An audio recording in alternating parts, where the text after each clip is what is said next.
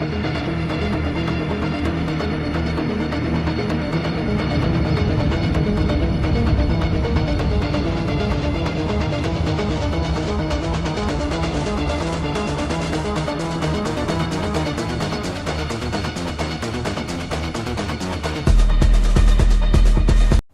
live in the twilight world. There are no friends at dusk. So, Friday today, and I'm doing my laundry.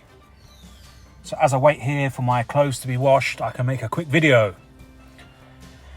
And yeah, there's some stuff happening in Ukraine, but how much of it is actually real? How much of it is just nonsense? We don't know. I'm not there anymore.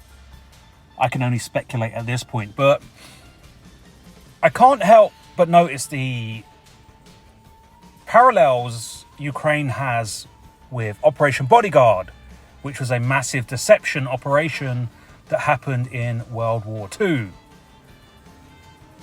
This is where we saw the inflatable tanks and, all that kind of business, I'm going to get more in depth on Operation Bodyguard on other videos, so I'm not going to go into detail now because I'm going to make this a quick video. But yeah, so the latest I've heard is there's been according to the media, there was the threat of Russian forces coming down from Belarus, from the north. But it turns out this was a massive bluff. Of course it was. It was a massive bluff. Most of it is a massive bluff. It's all deception. It's all about keeping soldiers busy, convincing them that they're really in a war. This is what illusion warfare is all about, creating the illusion of war. So if there was a potential threat of Russians coming down from Belarus, of course, all of the Ukrainian forces that were, supposedly doing an operation down in the south would start to head backwards, right, to go and meet the threat. Or you would have other forces, moving into positions, getting ready for a potential invasion.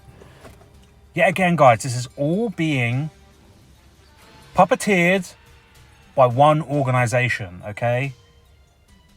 Possibly a double cross, we don't know. I use that term because that's the best kind of organization we know of.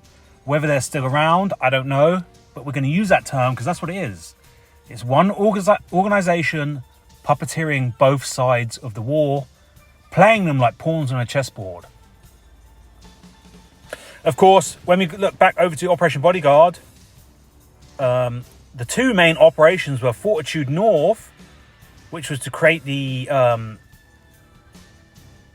idea, the deception that the Allies were going to possibly invade via Norway, and Fortitude South to convince the Germans there's possibly going to be an invasion on Calais. But of course, you've got to understand, from my point of view, the soldiers that took part in Fortitude North and Fortitude South, the deception was on them. It was just a massive illusion operation to keep them guys busy, thinking they are doing a very important job in the war, deception, when really the deception is on them. Deception upon deception. Okay? I mean, we had it before with the first 6 months of the war. If you guys remember, let me clear it. I use purple because purple because it's the color of illusion, so I think that's a very fitting color to use. In the beginning of the war, we had a whole media campaign claiming that the Ukrainian army was manning a 1 million strong counteroffensive in the south. Endlessly, we heard about it from every news organization, social media.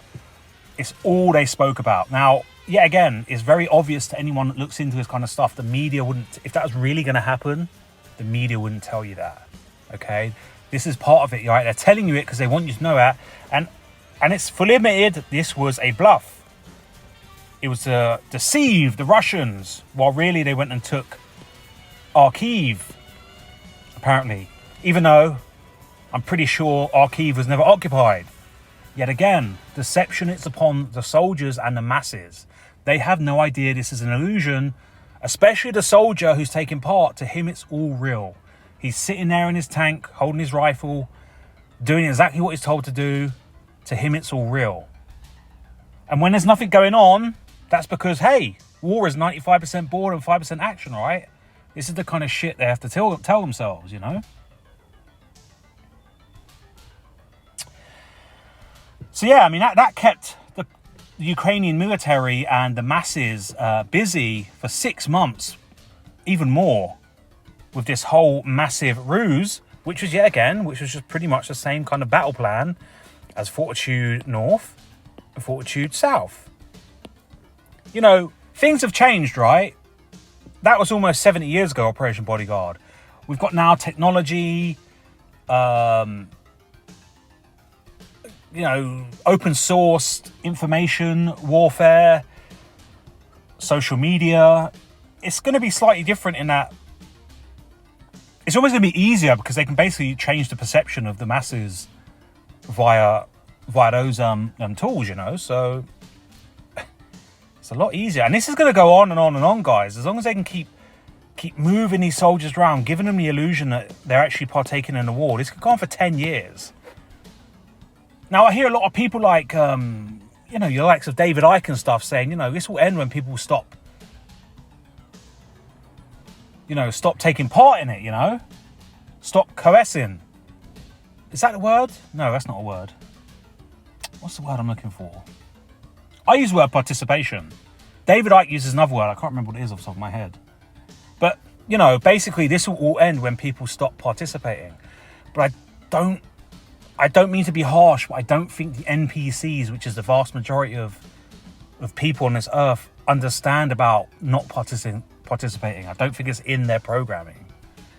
They pretty much do whatever the Black Cube tells them what to do. That's well established now, We went through the scamdemic.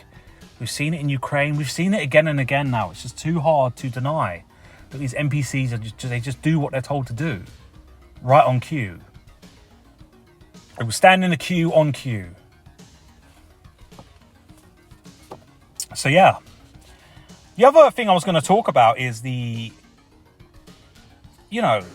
let's change colour, shall we? Let's go for green. These so-called Russian forces here, that are supposedly around here. Firstly, that's not the real Russian army, okay? It's the Wagner. The Wagner Group, which is Putin's private army, which is mainly mercenaries, paid guns, okay? Now, they're a very interesting group. When you see them, always got their faces covered, always wearing masks, always have their voices blurred out as well. So, I don't know. But what's interesting is, Wagner,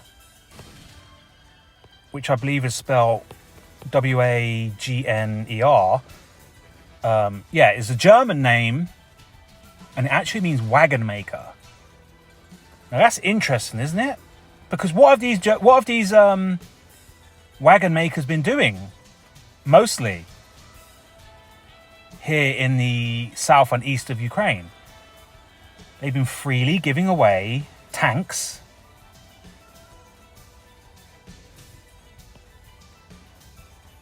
to the Ukrainians. And we hear again and again and again Ukrainian military personnel laughing and giggling, saying how ridiculous it is that basically the Russians have been their biggest kind of supplier of weapons. Now that should be a red flag for anyone with a brain cell. The fact that the Russians are freely giving away so much armor to their supposed enemy. This reminds me of Dunkirk. In Dunkirk, the British Expeditionary Force was given the order to, run away, and they left a ridiculous amount of equipment freely for the Germans to have.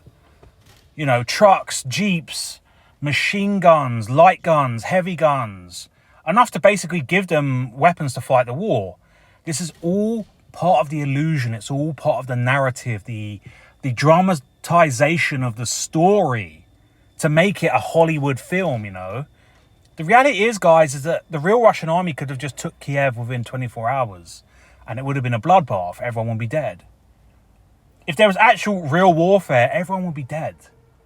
There wouldn't be all of this, theatrics and performance going on. Anyway, that's going to be my recording for today. We live in a twilight world. There are no friends at dusk.